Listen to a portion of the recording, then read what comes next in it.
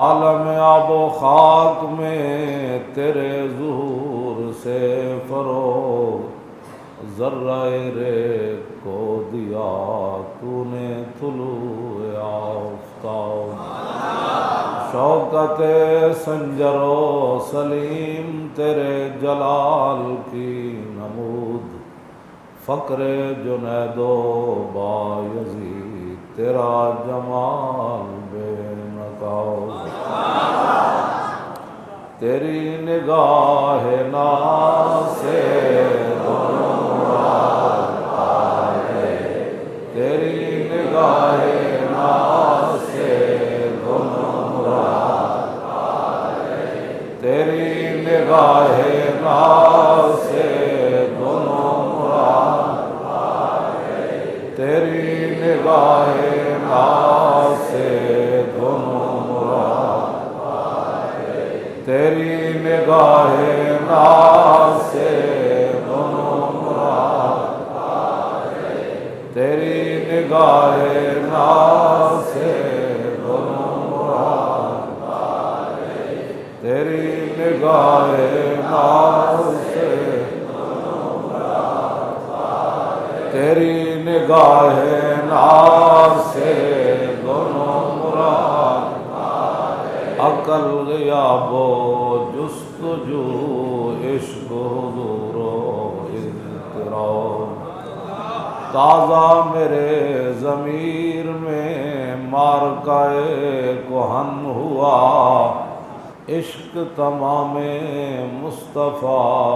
عقل تمام بولاؤ۔ عین وصال میں مجھے حوصلہ نظر نہ تھا، گرچہ بہانہ جو رہی میری نگاہ بے ادب۔ ہمارے آقا مولا حضور پر نور شافع یوم النشور صلی اللہ تعالیٰ علیہ وآلہ وبارک وسلم کا اپنا فرمان عالی شان ہے۔ جب حضرت عمیر بن عدی یہودی عورت اسماء بنت مروان کو قتل کر کے آئے، صبح کی نماز رسول اللہ کے پیچھے پڑھی تو نبی علیہ الصلوۃ والسلام نے سلام پھیر کر صفوں کے اندر عمیر بن عدی کو دیکھا، اور جب وہ سامنے ہوئے تو حضور نے فرمایا قتلت بنت مروان، فرمایا وہ گستاخ عورت کو مار آئے ہو؟ قال نعم بأبی انت یا رسول اللہ، عرض کی کہ مار آیا ہوں۔ پھر تھوڑی دیر مسجد نبی شریف میں خاموشی طاری رہی، پھر خود پوچھا حل علی فی ذالک شیء یا رسول اللہ، حضور حکومت آپ کی، عدالتیں آپ کی، سب کچھ آپ کا، تو میں ایک گستاخ عورت کو مار کے آیا ہوں، تو کیا اس کے بدلے میں مجھے قتل کیا جائے گا؟ میں جو بات، یہ تو لمبا واقعہ، میں جو بات کرنے لگا ہوں وہ یہ ہے کہ نبی علیہ السلام نے اس موقع پر فرمایا، اور صحابہ بھی کہتے ہیں ہم نے یہ عرب محاورے میں رسول اللہ کی مبارک زبان سے پہلی مرتبہ یہ لفظ سنا۔ حضور نے فرمایا میرے غلام تو نے سوچا کیا ہے؟ لا ينتطع فی انزان، فرمایا قیامت تک جب میری بات آئے گی، میری عزت کی بات آئے گی، میرے دین کی بات آئے گی، میری ختم نبوت کی بات آئے گی، جب میری بات آئے گی نا تو فرمایا دو بکریاں بھی کبھی آپس میں اختلاف نہیں کریں۔ تو حضور علیہ الصلوۃ والسلام کی عزت آبرو کا مسئلہ اتنا اہم ہے جس کے بارے میں نبی علیہ السلام نے فرمایا بے زبان بھی نہیں بولیں گے میری عزت کے مسئلے میں۔ تو غازی علم الدین شہید علیہ رحمہ نے 1929 اپریل کے اندر راجپال پر حملہ کیا اور اس کو قتل کر دیا۔ پھر غازی علم الدین علیہ رحمہ کا مقدمہ چلا اور لوگوں نے علامہ اقبال کو یہ مشورہ دیا کہ اس مقدمے کے اندر وکلاء پیش نہیں کرنے چاہیے، لوگ یہ نہ سمجھیں کہ مسلمان ڈر گئے ہیں یا حضور کے نام پر جان دینے کے بعد یہ پریشان ہوتے ہیں۔ تو علامہ اقبال نے کہا کہ آپ کی بات صحیح ہے، لیکن ہم وکلاء بھی پیش کریں گے اور علم الدین ڈیفنس کمیٹی بھی بنائیں گے، اس لیے کہ قیامت تک کوئی یہ نہ سمجھے کہ جو حضور کی عزت پر پہرا دیتا ہے وہ لاوارث ہوتا ہے۔ علامہ اقبال علیہ رحمہ نے مقدمہ لڑنے کے لیے وکلاء بھی تیار کیے، اور پھر قائد اعظم محمد علی جناح بانی پاکستان، ان کو بمبئی سے بلایا کہ آپ آ کر عاشق رسول کا مقدمہ لڑیں۔ ہماری بات لوگوں کو پتہ نہیں سمجھ کیوں نہیں آتی۔ ویسے نبی علیہ السلام نے فرمایا فتنے جو بندے کے اوپر پیش ہوں گے تو فرمایا اچانک پیش نہیں ہوں گے، تورد الفتن علی القلوب کالحصیر عودا عودا۔ حضور نے فرمایا کہ دلوں پر جو فتنے پیش ہوں گے اچانک دل سیاہ نہیں ہو جائیں گے، ایسے جیسے چٹائیاں بنائی جاتی ہیں تو ایک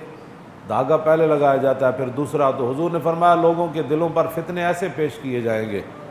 اور فرمایا جو دل ان فتنوں کو قبول کر لے گا اس پر پھر ایک نقطہ سیاہ نقطہ پڑ جائے گا، اور جو دل ان فتنوں کو قبول نہیں کرے گا وہاں ایک سفید۔ تو حضور نے فرمایا پھر دل دو قسم کے ہو جائیں گے، ایک دل قلب ابیض مثل الصفا، فرمایا ایک سفید دل چمکتا ہوا دل، جس طرح سفید چٹان ہوتی ہے، فلا تضرہ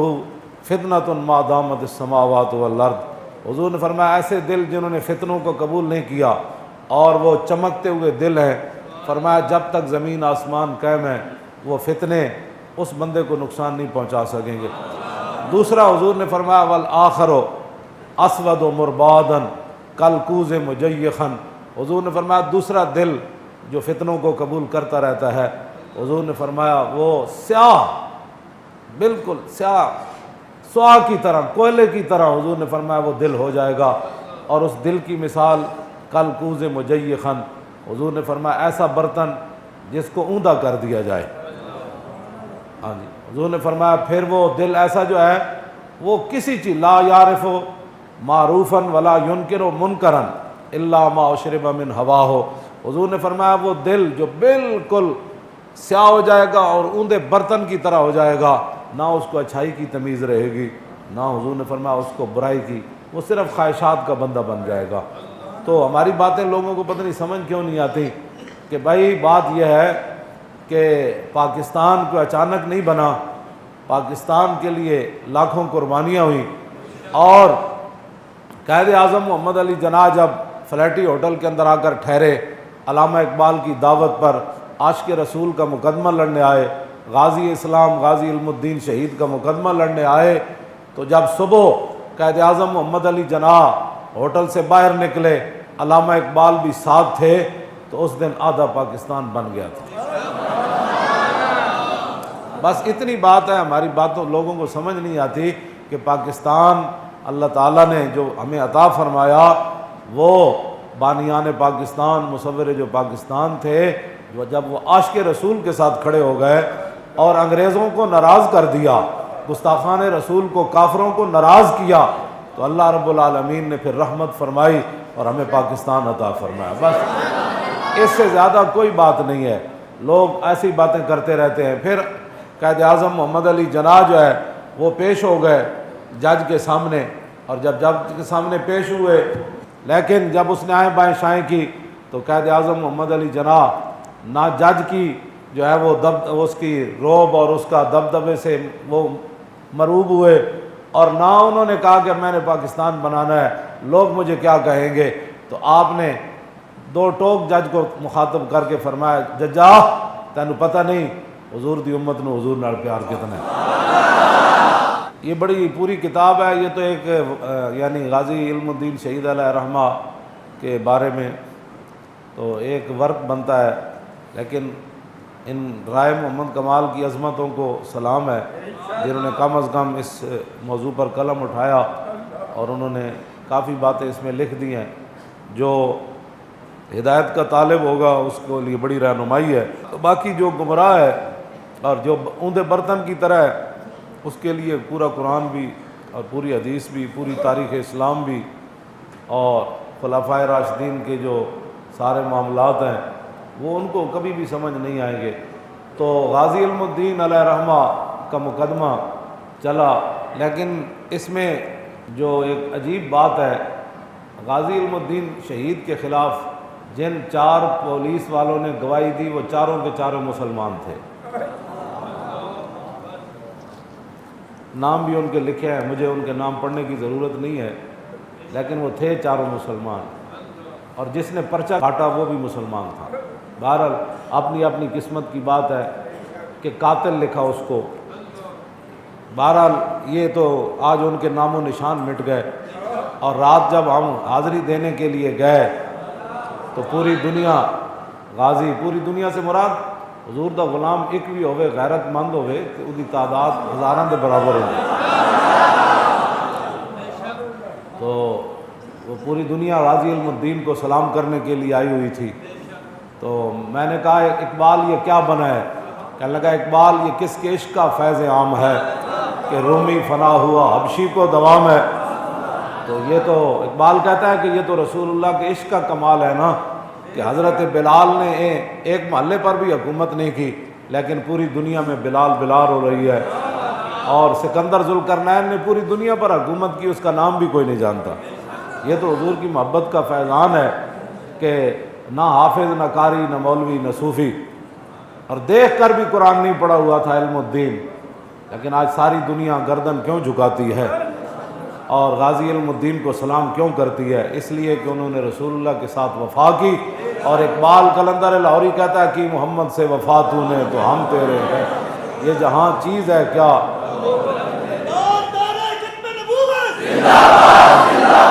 غازی علم الدین شہید علیہ رحمہ کا مقدمہ چلتا رہا، آپ کو سزا ہو گئی، ہائی کورٹ سے بھی اپیل خارج ہو گئی۔ پھر غازی علم الدین کے والد گرامی میاں طالع مند ملک فیروز خان نون کے پاس گئے، یہ بڑا چہیتا ممبر تھا پریوی کونسل انگریزوں کا، اور اس کو پتہ نہیں تھا کہ یہ غازی علم الدین کا والد ہے۔ ان کی تصویر بھی اس میں انہوں نے دی ہے، غازی علم الدین علیہ رحمہ کے والد گرامی کی۔ تو وہ بڑے سادے اور ایک پٹکا سا سر پر باندھا ہوا ہے، لیکن جو ان کے بیٹے نے کام کیا تا صبح قیامت، پھر قیامت کے بعد بھی اس دن پھر پتہ چلے گا جب رسول اللہ بلائیں گے ان کو کہ غازی کا والد بھی آ جائے، غازی بھی آ جائے، غازی کا خاندان بھی آ جائے، جنہوں نے ان کو ہاتھ ڈالا جن کی سلطنت میں سورج ان کا غروب نہیں ہوتا تھا، اور تھا وہ رسول اللہ صلی اللہ تعالیٰ علیہ وسلم کے غلام، اور وہ ترکھانوں والا کام کرتے تھے۔